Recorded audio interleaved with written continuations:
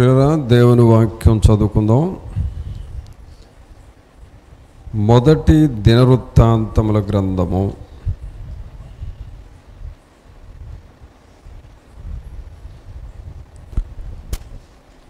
16వ అధ్యాయము.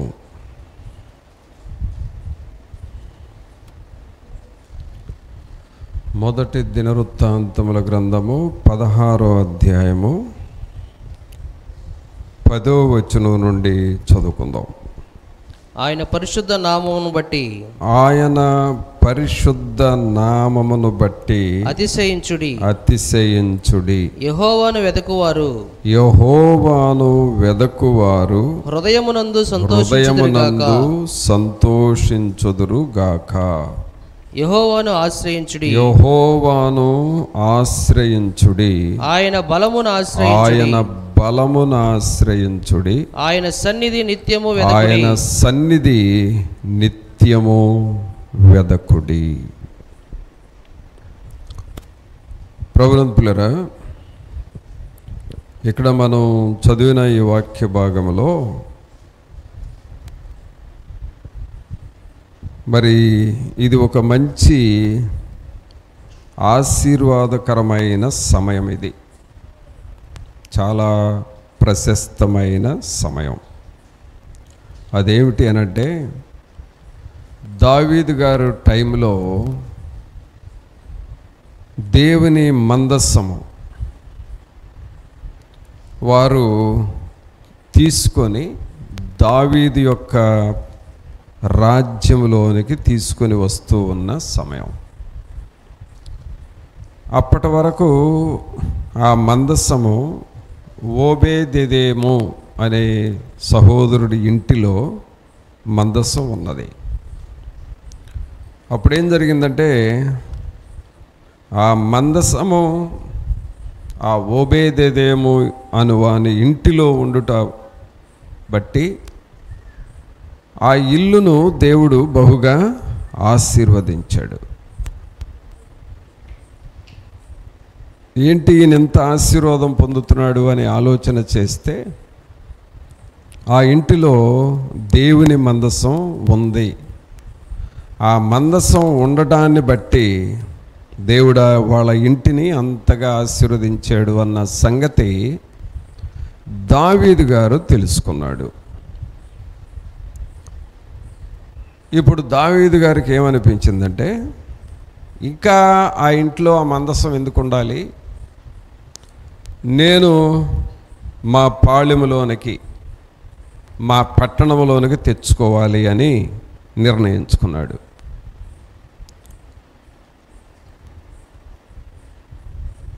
ప్రియరా, గమనించండి. అంటే దావీదు హృదయంలోకి ఏమొచ్చిందంటే, దేవుని మందసాన్ని నేను తీసుకురావాలి అనే మనసు వచ్చింది. ఆ తర్వాత దేవుని మందసాన్ని తీసుకొని వస్తూ ఉన్నాడు. ఆ మందసాన్ని తీసుకొని వచ్చేటప్పుడు వాళ్ళల్లో సంతోషం ఎక్కువైపోయింది. బాగా సంతోషించారు. ఎంత సంతోషం అంటే, వాళ్ళు దేవునిని బహుగా స్తుతించారు. బోరలు ఊదారు, తాళాలు కొట్టారు, చప్పట్లు కొట్టారు, పాటలు పాడారు, కేకలు వేశారు. బాగా వారు చేయగలిగినంత స్తుతి ఆరాధన చేశారు. ఎందుకంటే లోపల సంతోషం ఉన్నప్పుడు మనం ఎంత పనైనా చేస్తాం. అలాగూ జరిగింది ఇక్కడ. కారణం ఏంటంటే, ఎవరిని తీసుకొస్తున్నారు? దేవుని మందసం. ఎవరిని తీసుకొస్తున్నారండి? దేవుని మందసాన్ని తీసుకొస్తున్నారు. ప్రభువుని ప్రియులారా, మనం కూడా గ్రహించాల్సింది ఏంటంటే, మనం ఎప్పుడు కూడా దేవుని మందసము మనతో ఉండేటట్లుగా చూసుకోవాలి. దేవుని మందసము మన ఇంటిలో ఉండాలి. దేవుని మందసము మన సంఘములో ఉండాలి. అలాగే దేవుని మందసము మనతో ఉండేలాగా చూసుకోవాలి. అప్పుడు వారంతా చాలా సంతోషించారు. కారణం ఏంటంటే ఆ మందసము మన దగ్గరకు వస్తే దేవుడు మనల్ని కూడా ఆశీర్వదిస్తాడు, దేవుని ఆశీర్వాదాలు మనకు ఉంటాయి అనేది దావీదు గారి యొక్క విశ్వాసం, నమ్మకం. అందుకని ఇప్పుడు ఆ ప్రజలకు ఏం చెబుతా ఉన్నాడంటే, ఎలాగ స్తుతిస్తున్నారంటే 8వ వచనం చూస్తే, యెహోవాకు కృతజ్ఞతాస్తుతులు చెల్లించుడి, ఆయన నామమును ప్రకటన చేయుడి, ఆయన కార్యములను జనములలో తెలియజేయుడి, ఆయనను గూర్చి పాడుడి, ఆయనను కీర్తించుడి, ఆయన అద్భుత క్రియలన్నిటిని గూర్చి సంభాషణ చేయుడి. అంటే దేవుని స్తుతించే విధానంలో ఆయన అద్భుత క్రియలన్నిటిని గూర్చి సంభాషణ చేయండి, ఆయనను గూర్చి పాడండి, పాడుడి అంటున్నాడు. పాడుడి. మీరు దేవుని సన్నిధికి వచ్చినప్పుడు మన సహోదరులు కానీ ఎవరన్నా కానీ పాటలు పాడుతూ ఉంటే వింటాం. మనం విన్న తర్వాత 4-5 సార్లు ఆ పాట విన్న తర్వాత మనం కూడా ఆ పాటని పాడతాం. ఇది పాటలు పాడటం అంటే మనం వినాలి, నేర్చుకోవాలి, ఆ తర్వాత పాటలు మనం పాడాలి. అలాగూ పాడుట ద్వారా దేవుణ్ణి మనం స్తుతిస్తున్నాం. అయితే అలాగూ స్తుతించడమే కాకుండా ఈ దావీదు గారు ఆ ప్రజలకు ఏం చెబుతున్నాడంటే 10వ వచనం చూడండి, ఆయన పరిశుద్ధ నామమును బట్టి అతిశయించుడి, యెహోవాను వెదకువారు హృదయమునందు సంతోషించుదురుగాక. ఏమంటున్నాడంటే ఇక్కడ యెహోవాను వెదకువారు. అందరూ చెప్పండి అన్నమాట. యెహోవాను వెదకువారు. వెదకుట ఏమంటున్నాడు? వెదకుట.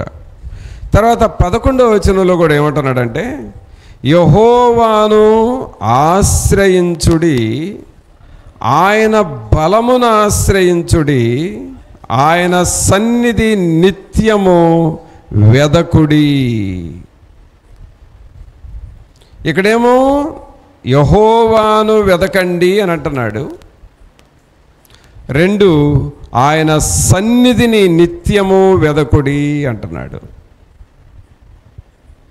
ఏంటి పిల్లరా దీని అర్థం ఏంటి? వెదకుట అంటే ఏంటి అసలు? ఈ వెదకటం అంటే అసలు అర్థం ఏంటి అని అంటే, వెదకటం అనేది మనందరికీ బాగా తెలుసు. ఏంటి వెదకటం అంటే? ఏదైనా ఒక వస్తువు కనబడకపోతే ఏం చేస్తాం మనం? వెతుకుతాం.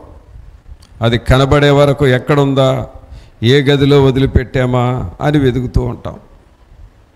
నేను ఎప్పుడు రోజుకొక్కసారన్నా వెతుకుతూ ఉండే అలవాటు ఏంటంటే, నాకు ఈ పెన్ను రాస్తాను, ఎక్కడ పడేస్తానో నాకు మైండ్లో ఉండదు.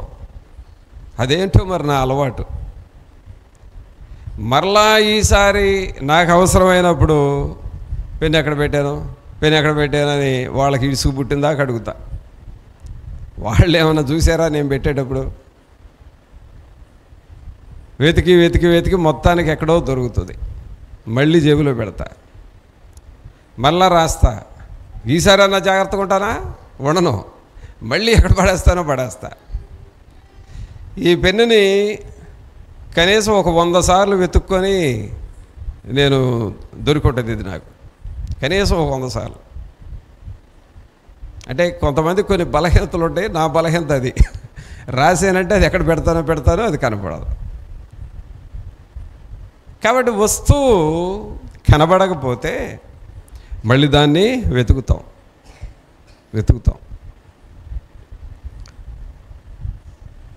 ఇక అలాగ మనకు అన్నీ తెలుసు. మీరు కొంతమంది ఆధార్ కార్డు వెతుకుతారు అవసరమైనప్పుడు, ఎక్కడ పెట్టామా అని. తర్వాత కొన్నిసార్లు ఏమైనా విలువైన వస్తువులుంటే వెతుకుతారు. కనపడకపోతే ఇక సాతానుడు మెల్లిగా స్టార్ట్ చేస్తాడు. ఆ రోజు నీకు ఇచ్చా పెట్టమని, ఎక్కడ పెట్టావో చెప్పు. నాకెందుకు ఇచ్చావయ్యా, నువ్వే పెట్టుకున్నావుగా అయ్యా. ఓయ్ నీకు ఇచ్చా చెప్పు. అది కనబడితే ఏ గొడవ ఉండదు, కనబడకపోతే మాత్రం గొడవే అక్కడ. ఈ వెతకుటలో కొన్ని ఇబ్బందులు కూడా ఉన్నాయి. అయితే ప్రియులారా, ఆ వెతకటం కాదు కానీ ఇక్కడ ఏమంటున్నాడంటే యెహోవాను వెదకుడి. ఎవరిని వెతకాలి? యెహోవాను వెదకండి, ఆయన సన్నిధిని వెదకండి అంటున్నాడు. అందరూ చెప్పండి మాట, యెహోవాను వెదకుడి, ఆయన సన్నిధిని వెదకుడి. వస్తువులు వెతుకుతాం, ఓకే అది దొరుకుతాయి. కొంతమంది ఉద్యోగం ఎక్కడన్నా దొరుకుతుందా అని వెతుకుతారు, అది దొరుకుతుంది. ఇప్పుడు బాగా జరుగుతున్న పని ఏమిటంటే ఒక వెదికే పని. మనుషులు ఇప్పుడు బాగా వెతికే పని ఏంటంటే చాలల్లో కలుపు వెతుకుతున్నారు. ఎక్కడ కలుపు మొక్కలు ఉన్నాయా, ఎక్కడ కలుపు ఉందా వెతికి దాన్ని పీకేస్తున్నారు. అది కూడా వెతకటమేగా, అవునా కదా చెప్పండి? ఆ కలుపును వెతకటం అది కూడా వెతకటమే. అయితే ఇవన్నీ మనం చేసే పనులు. అయితే ఇక్కడ దావీదు గారు అంటున్నాడు యెహోవాను వెతకండి, అంటే దేవుని వెతకండి మీరు అంటున్నాడు. ఆల్రెడీ వెతకండి అని చెప్పిన దావీదు గారు ఆయన వెతుకుతూనే చెబుతున్నాడు. ఏం వెతికాడు? ఓబేదేదోము ఇంటికి వెళ్ళాడు. అక్కడికి వెళితే ఒకప్పుడు ఆయన ఇల్లు చాలా పేదరికంలో సామాన్యమైన స్థితిలో ఉంది. వెళ్ళి చూస్తే ఇప్పుడు బహుగా ఆశీర్వదించబడ్డాడు, చాలా ఉన్నతమైన స్థాయిలోకి ఎదిగాడు. ఏంటా ఈయన ఇంత షార్ట్ పీరియడ్లో ఎంత తొందరగా ఆశీర్వదించబడ్డాడు, కారణం ఏంటా అని వెతికితే దేవుని మందసం ఆ ఇంటిలో ఉండటం వలన అతను ఆశీర్వదించబడ్డాడన్న సంగతి ఆయనకి అర్థమైంది. పిల్లరా, మన ఇళ్లలో ఎవరుండాలి చెప్పండి?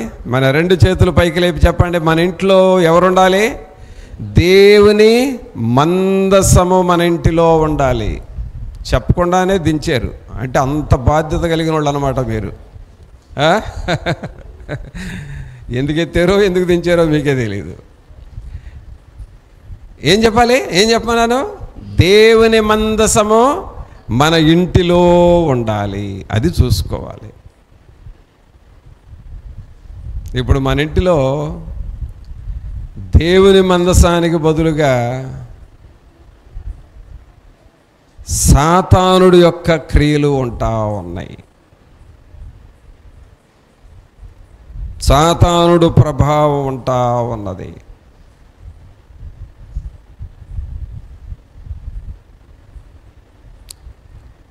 ఒకళ్ళు కాగులో నీళ్లు కాస్తూ పొయ్యి మీద పెట్టారు. నీళ్లు కాస్తూ బాగా కాలిపోయినాయి నీళ్ళు. ఆ నీళ్ళు కాగు పైకి లేపి బకెట్లో పోసుకునే పని ఆ క్షణం అది. ఈ కాగును అలా లేపి ఇట్లా ప్రక్కకి బకెట్లో పోసే లోపు ఎవరో ఆ కాగును ఆ పోసే వ్యక్తి మీద పోసేశారంట. చూడండి, ఎవరు పోసారో తెలియదు, మనుషులేమి లేరు.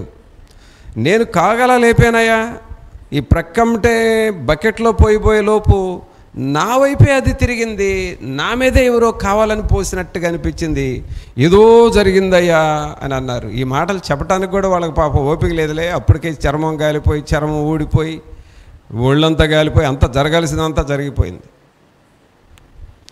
తర్వాత తన కొరకు ప్రార్థన చేయగా దయ్యం చెప్పింది, నేనే ఆ కాగులో నీళ్లు తన మీద పడేటట్లుగా పోసాను.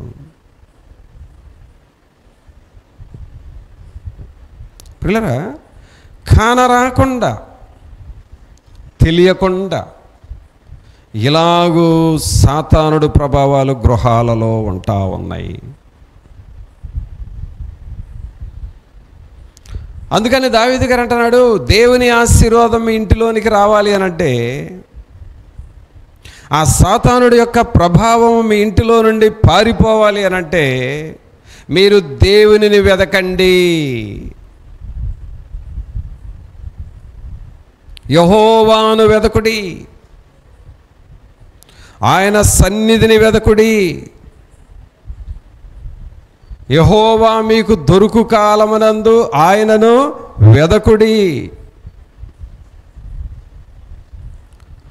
అడుగుడి ఇస్తాను, వెదకుడి దొరుకుతాను, తట్టుడి తెరవబడను, వెదకండి దొరుకుతాను అని ప్రభు తన వాక్యము ద్వారా మాట్లాడుతూ ఉన్నాడు. పిల్లరా, మనము పోయిన వస్తువును వెతికితే, అది దొరికితే చాలా సంతోషం వేస్తుంది కదా. కానీ నీవు దేవునిని వెతికితే, దేవుడు నీకు దొరికితే నీకు అద్భుతమైన సంతోషం వేస్తుంది. చప్పట్లు కొట్టండి ఒకసారి. అసలు చాలా సంతోషం వేస్తుంది. అది నువ్వు తెలుసుకోవాలి. దేవుని నువ్వు వెతికితే, ఆయనను కనుగొంటే చాలా చాలా ఆనందం, చాలా సంతోషం.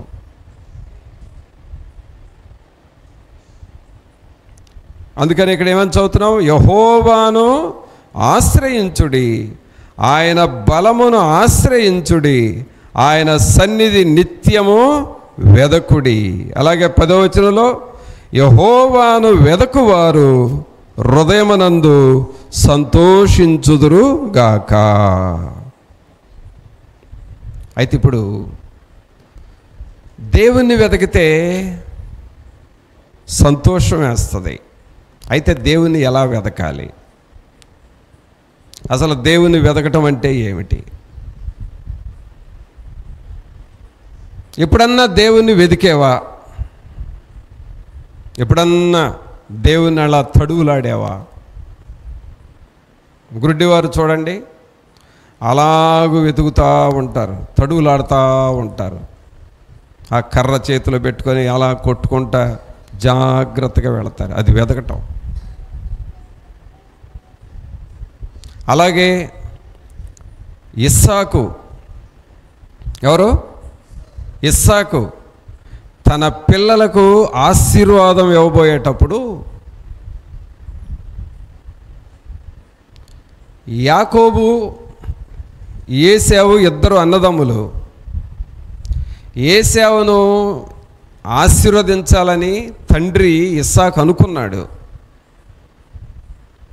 బాబు, నువ్వు వెళ్ళి వేటకు వెళ్ళి మంచి కూర వండుకొని తీసుకురా, నేను వృద్ధుడిని అయిపోయాను, చనిపోయే టైం వచ్చింది, తిని నేను నిన్ను ఆశీర్వదిస్తాను, వెళ్ళు అన్నాడు. ఈలోపు ఆ మాట ఏశావుకు చెప్పటం, మరి ఆ తల్లి విని ఆమె కొడుకుని, రెండో వాడిని యాకోబుని పిలిపించి, నువ్వు వెళ్ళి త్వరగా కూర తీసుకురా, నేను వండి మీ నాన్నకు పంపిస్తాను, నువ్వు వెళ్ళి ఆ ఆశీర్వాదం నువ్వు పొందు అని అన్నాడు. సరే, అదంతా మనకు తెలిసిన విషయమే. యాకోబు త్వరగా ఆ వంట తీసుకొని, ఆ కూర తీసుకొని వచ్చి మరి ఆయనకి ఇచ్చినప్పుడు ఇస్సాకుకి అప్పటికే మంద దృష్టి వచ్చింది.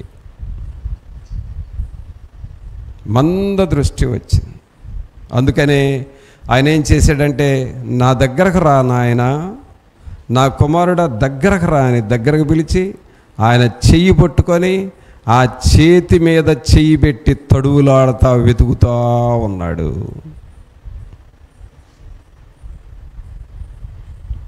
ఇది నిజంగా ఏశావు చెయ్యనా?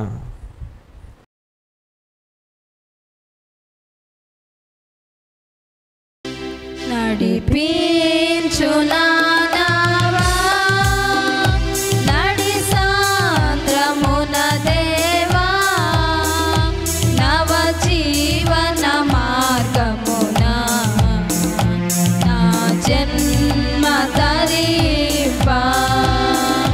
నడిపించు నానావా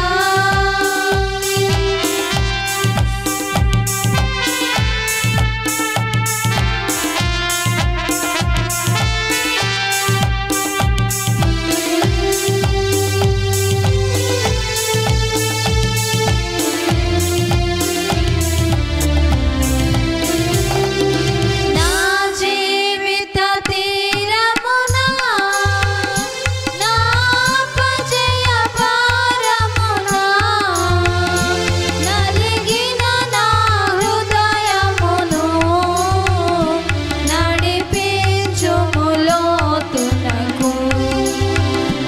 నా ఆత్మ విరభూయా నా దీక్ష ఫలింపా. నా నావలో కాలిడుము నా సేవ చేకొనుము. నడిపించు నానావా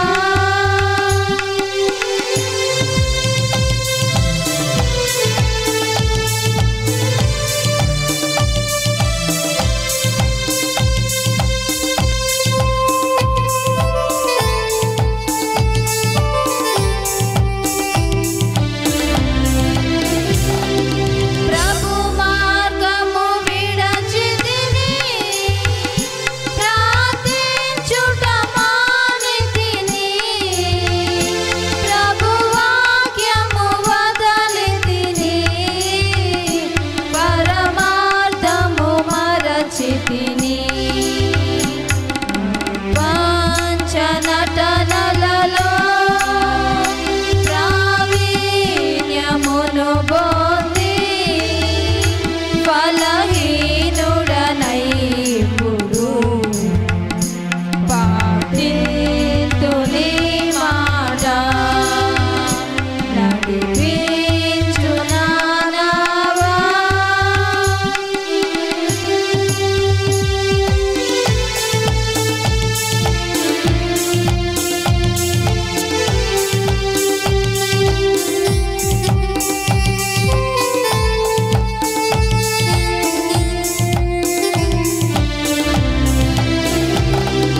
ప్రభు యేసుని శిష్యుడనై ప్రభు ప్రేమలో పాదుకొని ప్రకటింతును లోకములో పరిశుద్ధుని ప్రేమ కదా.